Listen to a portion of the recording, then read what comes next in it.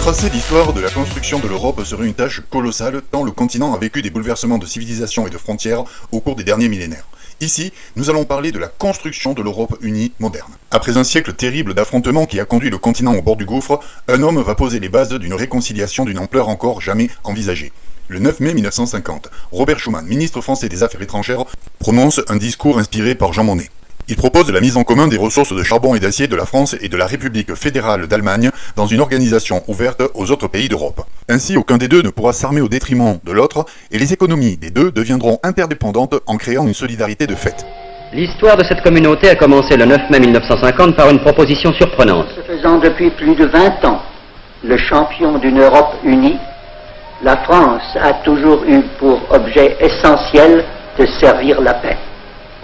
L'Europe n'a pas été faite, nous avons eu la guerre. L'Europe ne se fera pas d'un coup, ni dans une construction d'ensemble. Elle se fera par des réalisations concrètes, créant d'abord une solidarité de fait.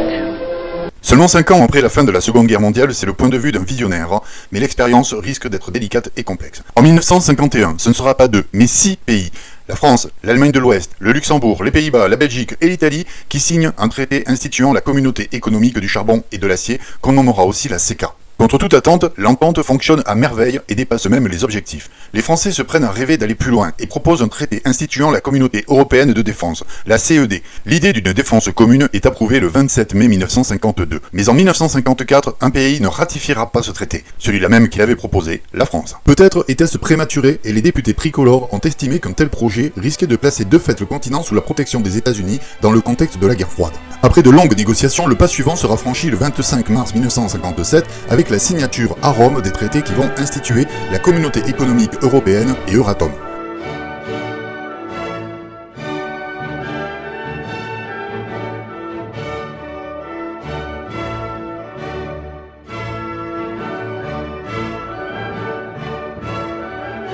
Après un préambule très ambitieux, le traité vise à créer un espace de libre circulation des marchandises et des capitaux entre les 6 pays. Ainsi, un travail titanesque va être entrepris pour harmoniser les normes et les droits de douane, mettre en place une politique des transports et établir des règles pour une saine concurrence. Le traité prévoira aussi des institutions communes qui seront mises progressivement en place, comme le Conseil des ministres, une commission, un parlement ou une cour de justice. Avec le temps, de nouveaux États vont rejoindre les 6 pays fondateurs. Après de très longues tractations et de multiples refus de la France, en 1973, le Royaume-Uni rejoindra la CE avec l'Irlande et le Danemark. En 1981, ce sera le tour de la Grèce, puis en 86 de l'Espagne et du Portugal. En 90, l'Allemagne sera réunifiée. À partir de 1995, les nouveaux entrants rejoignent non plus la CE, mais l'Union européenne en vertu d'un nouveau traité dont on reparlera plus loin. L'Europe se fera désormais à 15, avec la Suède, l'Autriche et la Finlande. Puis en 2004, pas moins de 10 nouveaux pays y seront intégrés. Des petits États comme Chypre et Malte, et beaucoup de pays issus de l'ancien bloc de l'Est comme la Slovénie, la Pologne, la Hongrie, la République tchèque, l'Estonie, la Lettonie, la Lituanie et la Slovaquie. En 2007, la Roumanie et la Bulgarie rejoindront l'espace et en 2013, la Croatie sera le 28e membre. Mais en 2020, le Royaume-Uni se retirera. Pour être admis au sein de l'Union européenne, un prétendant doit répondre à un certain nombre de critères, dits critères de Copenhague. Il faut des institutions stables, garantissant la démocratie, l'état de droit, les droits de l'homme, le respect des minorités et leur protection. Il faut aussi une économie de marché viable et la capacité de faire face aux forces du marché. Enfin, il est nécessaire d'être apte à assumer les obligations découlant de l'adhésion, notamment la capacité de mettre en œuvre avec efficacité les règles, les normes qui existent déjà, et à souscrire aux objectifs de l'union politique, économique et monétaire. Nous avons déjà évoqué les traités fondateurs de l'Europe moderne, celui de la CECA en 1951 et de la CE en 1957. Les traités suivants, le traité de fusion de 1965 et l'acte unique de 1986, sont des textes techniques. En revanche, le 7 février 1992 est signé le traité de Maastricht, le traité sur l'Union européenne qui va profondément changer le devenir de l'Europe. Les objectifs sont ambitieux, le renforcement de la légitimité démocratique et l'amélioration des institutions. Il faut instaurer une politique économique et monétaire, développer la dimension sociale de la communauté et mettre en place une politique étrangère et de sécurité commune. Plus communément, le traité de Maastricht va établir une citoyenneté européenne commune, qui est aujourd'hui effective, et permettra la mise en place d'une monnaie unique, l'euro. Certains opposants au traité de Maastricht s'inquiètent d'une perte de leur identité nationale. D'autres dénoncent la mise en place d'un modèle économique qu'ils accusent d'être trop libéral et de piétiner les droits sociaux et du travail. Les critères de Maastricht mis en place par ce traité sont aussi pointés du doigt. Ils réduisent la marge de manœuvre des États en matière budgétaire. Le 5 mai 92, en pleine nuit, Philippe Séguin prononce un discours de plus de 2h30 pour réclamer un référendum.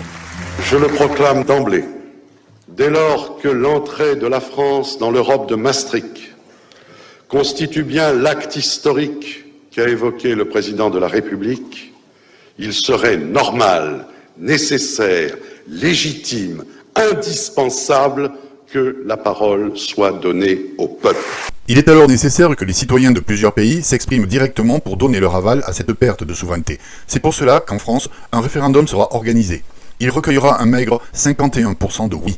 Le traité d'Amsterdam en 1997 est encore un traité principalement technique. Alors que 15 pays font déjà partie de l'Union au début des années 2000, il est nécessaire de réformer les institutions afin de pouvoir fonctionner plus efficacement à 25 puis à 27 États membres. L'espoir repose alors sur un traité qui sera négocié à Nice. Des négociations cauchemardesques s'engagent alors dans la ville balnéaire française et on frôle même les incidents diplomatiques. L'image de cohésion de l'Europe vole en éclats devant des journalistes hagards. In extremis, les dirigeants se ressaisissent et signent finalement un traité de mauvais compromis qu'il sera impossible de faire fonctionner. Mais cela ne semble pas si grave car le traité suivant est déjà en cours de rédaction et devrait vite arriver. Ce ne sera pas un simple traité mais une vraie constitution. L'Europe devrait faire un gigantesque bond vers une forme de fédéralisme light. Depuis déjà plusieurs mois, des spécialistes, des juristes travaillent sous la houlette d'un ancien président français pour élaborer le texte. Le 19 juin 2004, les 25 pays membres adoptent ce texte constitutionnel. Mais il faut encore qu'il soit ratifié dans chaque pays. Ce texte devrait générer de profonds bouleversements et de nombreux pays s'en remettent au vote de leurs citoyens. Un par un, les pays approuvent la Constitution. La France organise son référendum en mai 2005 et les résultats tombent. Les citoyens rejettent le texte à 54,68%. C'est un véritable séisme. Les chefs d'État se réunissent sans la France et décident de continuer le processus de ratification à l'issue duquel on pourrait redemander aux Français de s'exprimer. Alors que s'est-il passé en France? Le premier problème, c'est la complexité du texte intégral qui a été remis à chaque électeur. C'est très technique et souvent incompréhensible. C'est compliqué, mais c'est compliqué. Vous croyez pas qu'on a autre chose à faire? Lors de la campagne, certains en ont donc profité pour faire croire un peu tout et n'importe quoi aux Français. Par exemple, qu'un plombier polonais pourrait venir faire le travail d'un plombier français en France sous la législation de son pays d'origine moins regardante socialement. Ça s'appelle les travailleurs détachés. Et c'est vrai qu'une circulaire européenne l'a autorisé, mais ce n'était pas dans le texte de la Constitution. Certains électeurs sont restés circonspects devant par exemple les nombreuses pages qui décrivaient le calibrage des bananes qui rentraient en Europe. Beaucoup n'ont pas lu le texte et ont eu peur de perdre leurs identités nationales. Il faut dire que certains articles, comme celui qui évoquait les racines chrétiennes de l'Europe, n'ont pas été appréciés par des Français attachés au principe de la laïcité. Quelques semaines après la France, les Néerlandais vont voter et 52% rejettent le texte. Cette fois-ci, avec 2 membres fondateurs qui refusent le projet, la Constitution est définitivement abandonnée et c'est donc le dernier traité signé qui reste en vigueur. Malheureusement, c'est le traité de Nice, celui qu'on avait signé par défaut et qui ne pourra pas fonctionner à 27. Les institutions sont paralysées alors qu'une crise boursière, financière et immobilière ne va pas tarder à déferler. Fraîchement élu, le président français Nicolas Sarkozy se lance dans un grand tour des capitales européennes pour convaincre ses homologues de la nécessité de construire un nouveau traité. Ce traité sera signé le 13 décembre 2007 à Lisbonne, mais certaines mauvaises langues y voient vite l'ombre de la feu constitution. Bonsoir François Baudonnet, vous êtes notre expert européen en direct de Lisbonne. Alors pour y voir bien clair, est-ce qu'on peut finalement considérer que ce texte est à peu près le même que celui de 2005 mais qui revient sous une autre forme ?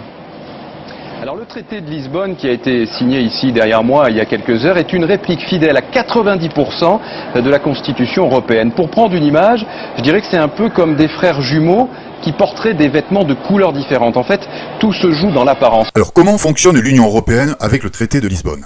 En tant que dernier traité en lice, il reprend les principes établis lors des précédents accords. Ainsi, les valeurs de l'Union sont le respect de la dignité humaine, la liberté, la démocratie, l'égalité, l'état de droit et le respect des droits de l'homme.